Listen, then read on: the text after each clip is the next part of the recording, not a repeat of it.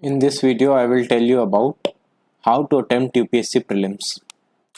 UPSC prelims के लिए लगभग 1 वीक का समय बचा है, तो अभी आपको लास्ट वीक में किस तरीके से, मैं ये एग्जैक्टली नहीं बताऊंगा कि आपको क्या क्या पढ़ना है, ये तो आपको पता ही है। जो भी तैयारी कर रहा है पहले से इंसान सोच के रखता है कि उसे आखिरी समय में क्या करना है। बट मैं आपको बताऊंगा, एक जनरल आइडिया दूंगा कि आप क्या कर सकते हैं, क्या चीज़ें हैं जिन बात का आपको ध्यान रखना है अभी और एग्जाम के दिन, खास तौर से एग्जाम के दिन आपको किन चीज़ों का ध्यान रखना है। तो सबसे पहले how do not over think about the exam. ठीक है, ये बहुत बहुत बहुत ज़्यादा ज़रूरी है कि आप ओवर थिंक ना करें एग्जाम के बारे में, because it will drastically reduce your performance. अभी आखिरी के एक हफ्ते में भी आप अच्छे से नहीं पढ़ पाएंगे, एग्जाम भी आप अच्छे से नहीं दे पाएंगे। So do not over think about exam, it will reduce your focus on the study in this crucial time in which you can revise a lot of things. ठीक है, अभी आपके पास समय है, अभी you can revise a lot of things, है ना। आपको भी पता है कि you can revise a lot of things. अगर आप अभी एक हफ्ते अच्छे से मेहनत करें, काफ़ी चीज़ें जिनमें आप गलती कर रहे हैं वो सब आप रिवाइज कर सकते हैं। So do not over think about the exam, it will reduce your focus on this crucial time. Apply everything that you need, that you have in the exam time. जब भी आप एग्जाम देने जा रहे हो, एग्जाम देने जा रहे हैं, तो अभी आखिरी का समय बचा है। जो भी आपके पास है, आपकी नॉलेज, जो भी आपने ट्रिक्स सीखी हैं, जो भी आपकी गट फीलिंग आ रही है, उन सबको आप अप्लाई करें क्वेश्चन सॉल्व करते समय। Each and every question matter. ठीक है, आप एग्जाम देने जब बैठेंगे तो आपको कुछ चीजें लगेगा कि यार ये मैंने कहीं सुना है। आपने बहुत सारे टॉपर्स का ऐसा इंटरव्यू में सुना होगा कि वो ये कहेंगे कि यार ये मैंने पढ़ा नहीं था एग्जैक्टली, बट मुझे लग रहा था कि ये होगा, मुझे ऐसा लग रहा था कि मैंने कहीं पढ़ा है, मुझे ऐसा मैंने कहीं और सुना था। अपनी इस यूपीएससी की पढ़ाई के अलावा बहुत सारे क्वेश्चन हैं जो ट्रिक से हो जाते हैं। अभी भी ज्यादा, अब तो इतने ज्यादा नहीं होते, बट फिर भी कई क्वेश्चनों में ट्रिक्स लग जाती हैं। तो ये सारी चीजें आपको अप्लाई करनी है एग्जाम के समय में। ये नहीं सोचना है कि यार ये मुझे नहीं बन रहा, क्योंकि आजकल पेपर ऐसा आने लगा है कि अगर आप 100 क्वेश्चन आ रहे हैं तो नॉट लेस देन 35 या 40 से ज्यादा आपको नहीं बनेंगे। ये भी बहुत ज्यादा है, अराउंड 30 ही आप एब्सोल्युटली श्योर हो पाएंगे कि मुझे बन रहे हैं। बाकी क्वेश्चन में आपको गेस लेना ही पड़ेगा, तो वो तभी ले पाएंगे जब आप सारी चीजें अपनी जो आपको बनती हैं वो अप्लाई करेंगे। देन तीसरी बात है, do not think too much about minor issues. बहुत सारे इश्यूज हैं जो अभी आपको होंगे या हो रहे होंगे कई लोगों को, या बहुत लोगों को नहीं भी होंगे, बट जिन ज्यादातर लोगों को होते हैं। जैसे कि you are not able to sleep properly, you are not getting good marks in the mocks, you have not done a part of your syllabus etcetera. इस तरह के हजारों इश्यूज होते हैं कि आपको नींद नहीं आ रही, आपके नंबर अच्छे नहीं आ रहे, आपने कुछ चीजें छोड़ दी है, एंशिएंट मेडिवल कुछ अच्छे से नहीं पढ़ा, कोई पार्ट आपको कॉन्फिडेंस नहीं है कि यार मैंने पढ़ा नहीं है सही से, आप रिग्रेट कर रहे हैं कि यार ये हो गया मेरे साथ, वो हो गया। फैमिली में आपको फीवर हो गया, या फैमिली में किसी कोई दिक्कत आ गई जिसके कारण आप कुछ समय से पढ़ नहीं पाए। ये सब माइनर इश्यूज हैं। अगर आपने साल भर मेहनत की है तो इन सब चीजों से इतना बड़ा इंपैक्ट नहीं पड़ेगा जितना आप सोच रहे हैं, बल्कि लगभग निग्लिजिबल इंपैक्ट पड़ेगा। इट बट अगर आप इन सब के बारे में बहुत ज्यादा सोचेंगे, दिन भर यही सोचते रहेंगे कि यार मुझे नींद नहीं आ रही, मैं कैसे कर पाऊंगा, यार मुझे फीवर हो गया था, अभी 15 दिन पढ़ नहीं पाया, मेरा पूरे साल बर्बाद हो गया, मैं मेरी पूरी प्रिपरेशन बर्बाद हो गई। अगर आप ये सब सोचते रहेंगे then it will definitely hinder your performance. और इस अगर आप सोचेंगे तो ये रिजल्ट में दिखेगा, अगर आप नहीं सोचेंगे तो इनका इंपैक्ट कम से कम पड़ेगा आपके रिजल्ट में। अगर आपने साल भर मेहनत की है तो बिल्कुल ही नहीं पड़ेगा। Then live the upcoming days in normal way. आप कुछ अलग करने की ना सोचें। जैसे अभी तक आप पिछले 1 महीने, 2 महीने, 3 महीने से रह रहे हैं, अभी भी तो आप प्रीलिम्स की तैयारी कर रहे थे, ऐसे ही एक हफ्ते, अगले एक हफ्ते में रहें। आप ये ना सोचें कि यार अब एक हफ्ता बचा है, मैं कुछ अलग कर देता हूं, उससे मेरे मार्क्स इंप्रूव हो जाएंगे। आप नॉर्मल, जितना ज्यादा नॉर्मल रहेंगे उतना ज्यादा आपका दिमाग शांत रहेगा, उतनी ज्यादा चीजें आप जो रिवाइज करेंगे वो आपको याद रहेंगी, और उतने ही अच्छे से आप पेपर दे पाएंगे। Do not try to do something extraordinary, it will not help in any वे।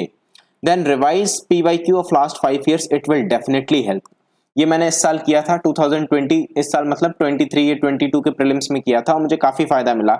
आप जो भी PYQ हैं उसे रिवाइज करिए, 1 बार, 2 बार, 3 बार उसे रिवाइज करिए, एटलीस्ट पिछले 5 सालों के जो भी आपने उसके नोट्स बनाए हैं, जो भी आपने देखा है, इससे काफी ज्यादा फायदा मिलता है, क्योंकि कुछ चीजें डेफिनेटली रिपीट होती हैं।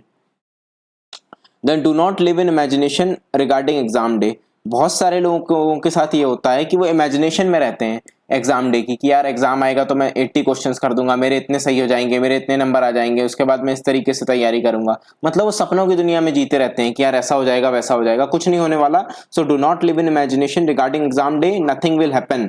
आपने अगर मेहनत की है अच्छे से तो आपका सिलेक्शन होगा। अगर आपने नहीं की है तो भी आपको पढ़ना है, कॉन्फिडेंट रहना है कि अब मैं मेहनत करूं जितना भी समय बचा है और अच्छे से एग्जाम दूं। इमेजिन करने से कुछ नहीं होता, आप परफॉर्म करेंगे, उसी का रिजल्ट मिलेगा आपको। Then do not give up now. बहुत सारे लोग हैं हर किसी को लगता है, जिसने बहुत मेहनत की होगी उसे भी ये लगेगा कि यार मेरा कुछ पार्ट छूट गया, यार मैं इतने पीवाईक्यू उतने अच्छे से नहीं लगा पाया, यार मैं मॉक्स नहीं दे पाया अच्छे से, मेरे मॉक्स में कम नंबर आ रहे थे, मुझे ये दिक्कत हो गई जिससे मैं अभी कुछ समय नहीं पढ़ पाया। हर कोई के को इश्यूज रहते हैं, जिसकी फर्स्ट रैंक भी आई होती है वो उसको भी इश्यूज रहते हैं, ठीक है। So do not give up now. आपको परेशान हो गए होंगे आप, आपके पास इश्यूज होंगे, तो आप इन सब से क्या होता है, इन सब से इंसान मेंटली टायर हो जाता है। I know you are tired, you can rest for few days after the exam, just don't give up now, ठीक है।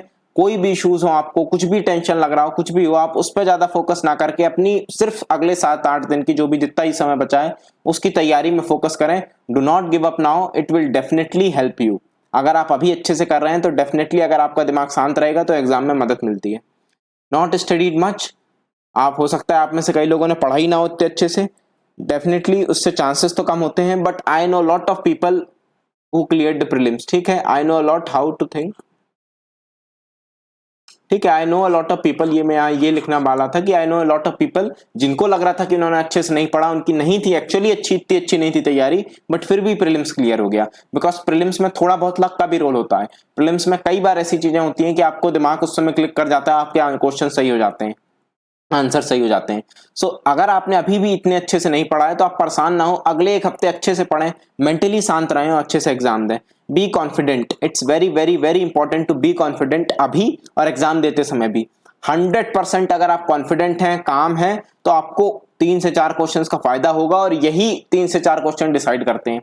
जिसने भी मेहनत की है और अगर उसका सिलेक्शन नहीं हो रहा तो उसके, जैसे कि सपोज कट ऑफ इस बार 75 गया था, जिन्होंने भी मेहनत की है उनका सिलेक्शन नहीं हो रहा, उनके कितने होंगे, 65 से 75 के बीच में होंगे, ठीक है। यानी कि ये कितने होगा, ये सिर्फ 3-4 क्वेश्चंस का अंतर है।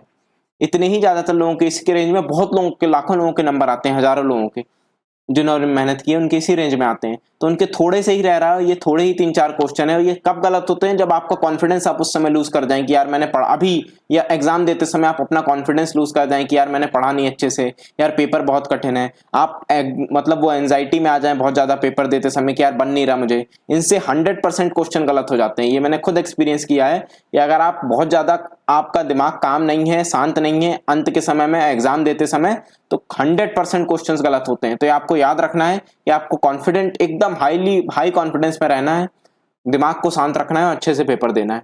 Then most important thing is to maintain your calm and composure. Confidence मैंने बता दिया, यहां मैंने ये भी बता दिया दैट काम एंड कंपोजर बहुत जरूरी है। Only this will help you to clear the prelims, specially in the case of difficult paper. आजकल पेपर बहुत ज्यादा कठिन आ रहे हैं, मैंने बताया था कि बहुत कम क्वेश्चन है जो आप 100% श्योरिटी के साथ मार्क कर सकते हैं।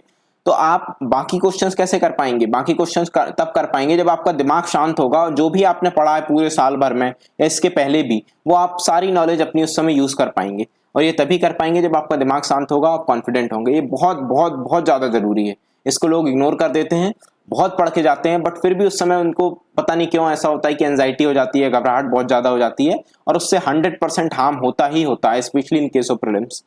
Then from my experience of clearing prelims multiple times with sufficient margin, मैंने पहले 3 प्रीलिम्स अच्छे से क्लियर किए हैं सफिशिएंट मार्जिन से, जनरल के कट ऑफ से।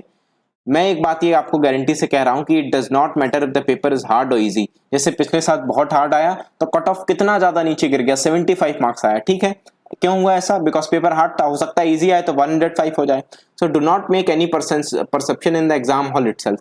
आप पेपर दे रहे हैं उस समय ये ना सोचें कि पेपर इतना ज्यादा कठिन आया है, मेरे तो नंबर आ ही नहीं रहे हैं, मेरा सिलेक्शन कैसे होगा। उस साल किसी ने सोचा था कि 80 मार्क्स जिसके आए होंगे, जिसने सपोज घर आके वापस कैलकुलेट किया होगा, वो बहुत सारे ऐसे लोग हैं जिनके 60-70 आ रहे थे, उनका भी क्लियर हो गया, बिकॉज जो कोचिंग के आंसर कीज रहती हैं वो ज्यादातर उसमें काफी क्वेश्चंस गलत रहते हैं, ठीक है। तो जो आप पेपर देते समय जो आप सोचेंगे भी नहीं कि यार इतने कम नंबर मेरे, इतना मुझे कम बन रहा है तो भी मेरा होगा क्या, आपको उस समय लगा कि मेरा होएगा ही नहीं, मेरा साल बर्बाद हो गया, बट ऐसा नहीं होता। 75 मार्क्स में भी सिलेक्शन हो रहा है, और अगर और कठिन आए तो और कम में भी हो जाएगा, है ना। तो पेपर देते समय आप किसी भी डिसीजन पे रश ना करें कि यार मेरे को बहुत कम बनना है तो मेरा नहीं होगा, उस समय एटलीस्ट ना सोचें, निकलने के बाद आप जो चाहें सोचते रहें। बट एग्जाम हॉल में आपको कॉन्फिडेंट रहना है कि यार कठिन आया है, सबके लिए कठिन है, कट ऑफ कम जाएगा और मेरा हो सकता है। Then do not rush in solving questions. Read options of the easy questions and get them right. They will get you selected.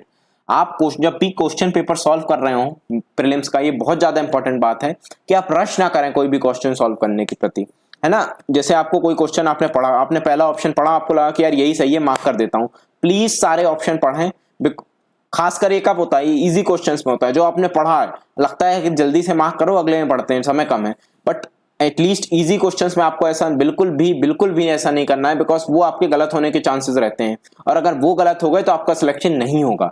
बहुत कम ऐसे क्वेश्चंस आ रहे हैं जो इजी आ रहे हैं, जो आपको 100% बनने चाहिए, वो तो एटलीस्ट आप सही करके आइए। वो तभी सही होगा जब आप उसे भी उतना ही समय देंगे, उतने ही कंसंट्रेशन से करेंगे जितना क्वेश्चन आप कठिन क्वेश्चंस में कर रहे हैं, because easy questions will get you selected. मैं कई बार अपने पिछले वीडियोस में भी कह चुका हूं कि जो भी आपका सिलेक्शन तभी होगा जब जो आपने पढ़ा है, जो आपको बनता है, वो आप सही कर देंगे। अगर उसमें आपकी एक्यूरेसी 95-100% है तो बहुत हाई चांसेस है कि आपका सिलेक्शन हो जाए। And for CSAT, do not overthink while giving the exam. CSAT भी बहुत कठिन आता है, खासकर मैथ्स में, रीजनिंग में, और उस समय लगता है कि यार बिल्कुल हो ही नहीं रहा, इंसान पैनिक कर जाता है। अगर आप पैनिक कर गए, घबरा गए उस समय, तो फिर तो बिल्कुल नहीं होने वाला, बिकॉज वहां थोड़ा दिमाग आपका लगता है मैथ्स के, रीजनिंग के क्वेश्चन सॉल्व करने में। तो वहां आप शांत रहिए, क्वेश्चन को सॉल्व करने की कोशिश करिए। हो सकता है वो कठिन आया हो, बट फिर भी उसमें कई क्वेश्चन ऐसे रहते हैं जो आसान रहते हैं, कॉम्प्रिहेंशन आसान रहता है। तो सब मिला के आपको 33% या जितना 33% लाने रहते हैं, तो वो आप उस पर आपको ध्यान देना है। Just do the things that as you have done up till now, do not think anything between GS1 and 2। ये बहुत इंपॉर्टेंट है दैट आप GS1 का पेपर, यानी कि GS1 का पेपर दे के बाहर निकलें, 2-3 घंटे का गैप रहता है, 2 घंटे का, तो उसमें आप अपना दिमाग ना लगाएं, उल्टी सीधी बातें ना सोचें कि पेपर कठिन था, उसी को एनालाइज ना करने लगे। मन शांत रखिए, अगर आपको कुछ पढ़ना है तो पढ़ लें, नहीं तो आप शांति से बैठे रहिए, वो भी ठीक है। Maintaining calm is extremely important in CSAT more than GS1। अब मैं कहूंगा कि सी सेट के लिए ज्यादा इंपॉर्टेंट हो गया है काम रहना, बिकॉज मैथ्स और रीजनिंग कठिन आ रही है। अगर आपका दिमाग शांत नहीं है तो आप उसमें आप सॉल्व कर ही नहीं पाएंगे। मैथ्स रीजनिंग में थोड़ा आपको सोचना पड़ता है, दिमाग लगाना पड़ता है, और वो आप तभी लगा पाएंगे जब आपका दिमाग शांत होगा। शांत रखिए दिमाग को। अगर आपने प्रैक्टिस की है सी सेट की अच्छे से, तो बहुत बहुत लगभग 100% चांसेस है कि आपका सिलेक्शन हो जाए। इतने क्वेश्चंस तो उसमें रहते ही हैं कि आपका 33% आ जाए। वो तभी नहीं होता जब आपने बिल्कुल तैयारी नहीं की है, आप उसे छोड़ के चले गए। तो ये कुछ बातें थी जो अभी आपको याद रखनी है अभी के लिए, और प्रीलिम्स का एग्जाम देते समय। Thank you.